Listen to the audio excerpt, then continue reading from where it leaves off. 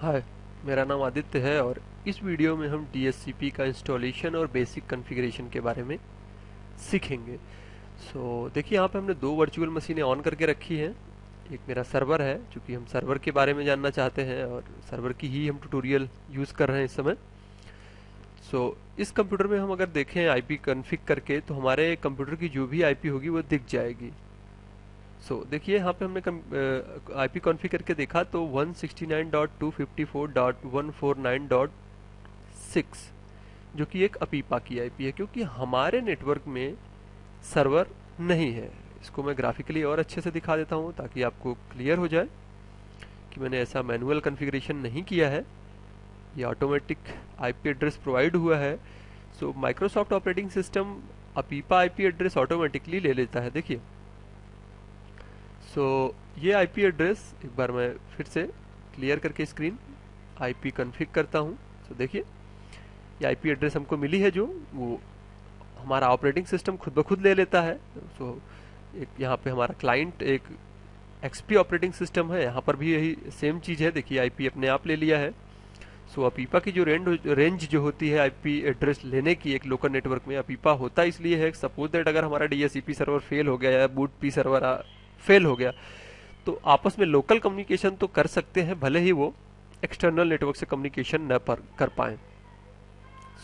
इसकी रेंज होती है 169.254.x.x, जहां पे x का मतलब है 0 से लेके 254 या 255 हो सकता है। कैसे हम DHCP सर्वर इंस्टॉल करते हैं, उसके लिए मैं यहाँ पे सर्वर मैनेजर बटन पे क्लिक करता हूँ जो हमारे टास्क पे स्टेब्लिश है। उस पे क्लिक करने के बाद देखिए विजेट्स ओपन होगा। इस विजेट्स में मैं रोल्स पे जाता हूँ और रोल्स पे चाहूँ तो मैं राइट क्लिक करूँ, एड्स रोल्स का ऑप्शन बन जाएगा। अभी वो लोड हो रहा है, या तो मैं यहीं पे राइट क्लिक करूँ, एड्स रोल का बन जाएगा ऑप्शन, या तो मैं यहाँ पे जाऊँ। जो भी सिलेक्ट करो, जो भी आपको अच्छा लगे, जो भी इंटरफेस आप सिलेक्शन करना चाहो। और एड रोल के लिए हम एड रोल पे क्लिक करते हैं, नेक्स्ट बटन, और यहाँ पे देखिए DHCP सर्वर बॉक्स को हम चेक करते हैं। ये कह रहा है कि जो आपका आईपी एड्रेस है वो स्टैटिक नहीं है, और जब आप DHCP सर्वर बना रहे हो जिस मशीन पे, एटलीस्ट उस मशीन पे आपका एक स्टैटिक आईपी होना चाहिए। ये रिकमेंडेड कर रहा है। मैं करता क्या हूँ, मैं एक आईपी एड्रेस प्रोवाइड कर देता हूँ अपने मशीन में। ncpa.cpl राइट क्लिक करता हूँ मैं यहाँ पे, प्रॉपर्टी, और प्रॉपर्टी के बाद TCP IP सेटिंग्स, यहाँ पे कोई आईपी डाल देता हूँ मेरे को जो भी सूटेबल है। ये एटलीस्ट आपका आईपी होना चाहिए तभी ये होगा, मींस रिकमेंडेड ये होता है जो माइक्रोसॉफ्ट कहता है। ओके, हमने आईपी डाल दी है। एक बार कैंसिल करता हूँ और फिर से DHCP बॉक्स को चेक करता हूँ। तो अभी भी कह रहा है कि शायद हमारा ऑपरेटिंग सिस्टम समझ नहीं पा रहा कि आईपी हमने डाल दी है। मैं विजिट को कैंसिल करता हूँ, यस, और कैंसिल करने के बाद एक बार इसे क्लोज करता हूँ और रिफ्रेश में कर देता हूँ मशीन को, ताकि वो समझ जाए। एक बार देखते हैं हमारी आईपी क्या है। आईपी कॉन्फ़िग कमांड चलाने से हमें हमारी आईपी पता चल गई है। फिर से वही प्रोसेस मैं करता हूँ, रोल्स के बाद रोल्स ऐड और नेक्स्ट, DHCP सर्वर बॉक्स को चेक करता हूँ, नेक्स्ट। देखिए इस बार वो एरर मैसेज मेरे को नहीं आई, और यहाँ पे कुछ इन्फॉर्मेशन मिल रही है, कुछ लिंक्स मिल रही है जिसके बारे में और अच्छे से आप जान सकते हो।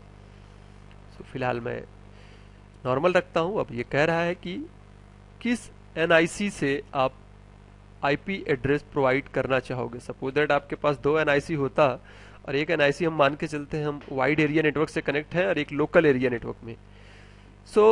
मैं अपने 10 की 1 रेंज की जो आईपी एड्रेस है, NIC है, उसके through as a server act कराना चाहता हूँ। अगर आपके पास 2 NIC हैं तो उसमें से आपका सिलेक्शन करना होगा, तो मेरे पास एक ही है डिफॉल्ट में, उसका सिलेक्शन ऑटोमेटिकली हो गया। नेक्स्ट, अगर आपका जो DHCP सर्वर बन रहा है यहाँ पे कोई भी डोमेन हो तो उस डोमेन की आप एंट्री कर सकते हो। सो मेरे केस में यहाँ पे सिंपल रखता हूँ कि मेरा यहाँ पे कोई डोमेन नहीं है। सो मैं नेक्स्ट प्रेस करता हूँ। विंस एक नेम रिजोल्यूशन के लिए काम आता है, जैसे डीएनएस और विंस के बारे में पिछले वीडियो में हमने जाना, वो होता है। सो मैं मेरे केस में हमें विंस नहीं है तो मैं इसे कॉन्फ़िगर नहीं करता हूँ और नेक्स्ट। और यहाँ पे मैं सिर्फ नेक्स्ट करके ये फिनिश कर सकता हूँ, या मैं चाहूँ तो अभी कॉन्फ़िगरेशन कर दूँ। तो सो आप चाहे यहाँ से कर दो चाहे वहाँ से, तो मैं यहाँ पे कर देता हूँ। और ये कह रहा है कि क्या आईपी वर्जन 6 को भी आप चालू करना चाहते हो, तो मैं कहता हूँ नहीं, मेरे को आईपी वर्जन 6 की ज़रूरत नहीं है। अगर आपको ज़रूरत हो तो आप इस रेडियो बटन को चेक कर सकते हो। और नेक्स्ट करता हूँ इंस्टॉल। बहुत ही छोटा सा एक हमारा रोल होता है, बहुत ही जल्दी इंस्टॉल हो जाता है। सो देखिए हमारा DHCP सर्वर इंस्टॉल हो जाएगा। जैसे ही हमारा DHCP सर्वर इंस्टॉल होता है तो मैं फिर से वीडियो की रिकॉर्डिंग ऑन करता हूँ। ऑल राइट, मेरा इंस्टॉलेशन कंप्लीट हो गया, मैं क्लोज करता हूँ। Okay, so close. अब हमें एक इंटरफेस मिल जाएगा यहाँ पे, स्टार्ट एडमिनिस्ट्रेटिव टूल्स, और एडमिनिस्ट्रेटिव टूल्स पे DHCP। सो आप पहले ही आईपी एड्रेस कॉन्फ़िगर कर सकते थे जो हमारे सर्वर के लिए असाइन हो, जो हमारे क्लाइंट्स के लिए असाइन हो, या फिर आप बाद में भी वो काम कर सकते हो। तो सो देखो, मैं बाद में करने के लिए यहाँ पे आता हूँ, राइट क्लिक करता हूँ, एक ऑप्शन होता है न्यू स्कोप, इस पर क्लिक करता हूँ, ये विज़ार्ड ओपन होता है। नेक्स्ट, स्कोप का नाम क्या देना चाहते हो, जैसे मैं दे देता हूँ यहाँ पे मेरा स्कोप जिस टेस्ट पर्पस के लिए टेस्ट दे दिया हमने, आप कुछ भी दे सकते हो। स्टार्टिंग आईपी एड्रेस, यानी क्या रेंज हो जो आपके नेटवर्क में डिवाइसेस हैं उनको आईपी मिले। सो मैं स्टार्ट करता हूँ 10.0.0.1 से, और 10.0.0.0. सो 10.0.0. मैं 254 तक दे देता हूँ। और यहाँ पे एक ऑप्शन है हमारा कि सबनेट मास्क हमारा कितना है, जो जैसे हम कह सकते हैं कि हमारी एक क्लास की आईपी है। अगर हम CIDR यूज़ कर रहे हैं, क्लासलेस इंटर डोमेन राउटिंग, सो इस केस में हमारा कम या ज़्यादा हो सकता है। सो आप चाहो तो अभी भी यूज़ कर सकते हो। मैं प्रोसेस को सिंपल रखने के लिए डिफ़ॉल्ट रहने देता हूँ और नेक्स्ट बटन प्रेस करता हूँ। एक ऑप्शन है एक्सक्लूजन, कि क्या आप कुछ आईपी छोड़ना चाहते हो कि वो आईपी हम न यूज़ करें। सपोज दैट हम कुछ आईपी को सर्वर को देना है और मैं चाहता हूँ को क्लाइंट्स को न मिले, क्योंकि सर्वर क्लाइंट्स का आईपी एड्रेस चेंज हो जाएगा तो ठीक है, क्योंकि DHCP करता है क्या कि कुछ टाइम के बाद, कुछ ड्यूरेशन के बाद, एक प्री डिफाइंड ड्यूरेशन के बाद वो आईपी एड्रेस चेंज कर देता है, रीन्यू कर देता है। सो हम अगर सर्वर को ऐसा करेंगे तो ये दिक्कत होगी क्लाइंट्स के लिए। इस वजह से आप चाहो तो सर्वर के लिए आईपी एड्रेस अभी एक छोड़ सकते हो कि इससे इस रेंज में हमारी आईपी छूट जाए, तो मेरे को कोई एक्सक्लूजन नहीं देना है। नेक्स्ट प्रेस करता हूँ।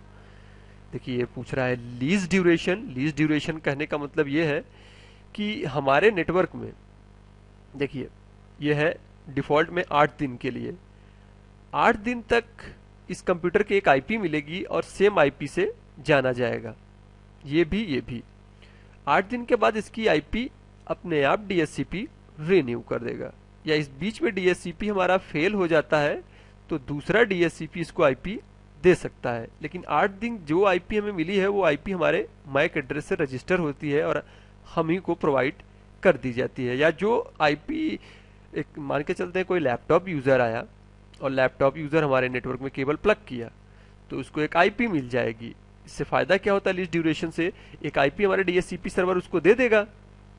अब मान के चलते हैं वो चला गया, वो एक विजिटर था, चला गया, तो एक हफ्ते बाद जो आईपी इसके लिए अलॉट किया गया था DHCP समझेगा कि अब वो क्लाइंट नहीं रहा, तो आईपी वो दूसरे को दे सकता है।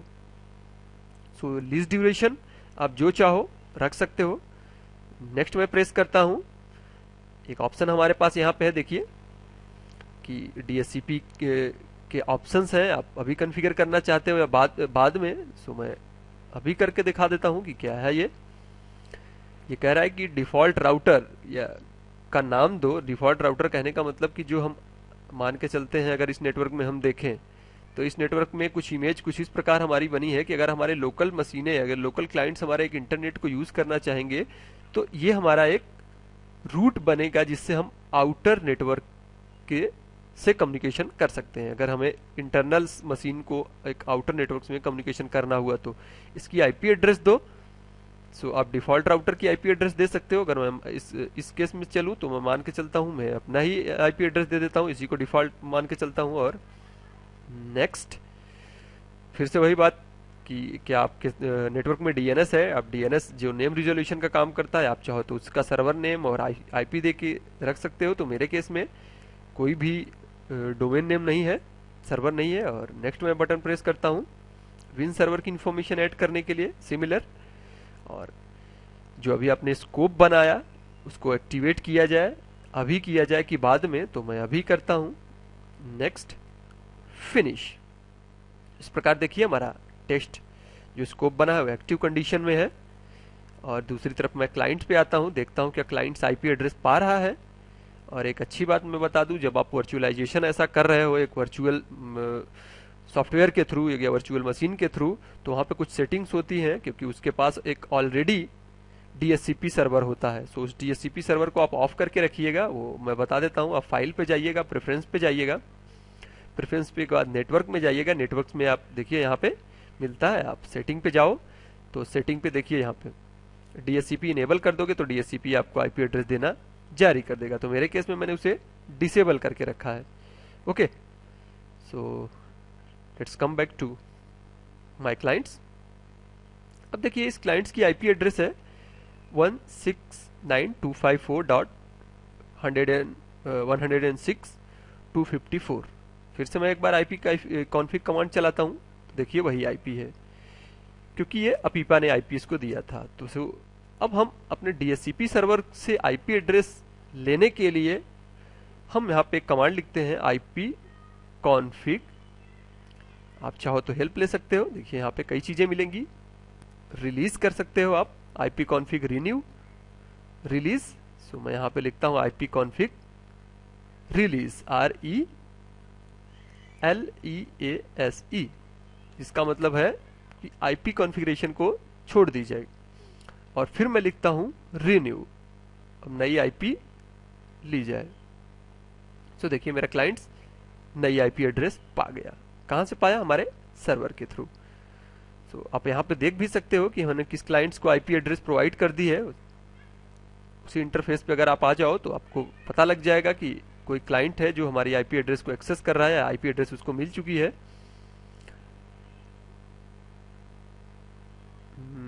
आप एड्रेस लीजिए, ये है 10.0.0.2 आईपी एड्रेस मिल गई है। उस मशीन का नाम है आदित्य C2E।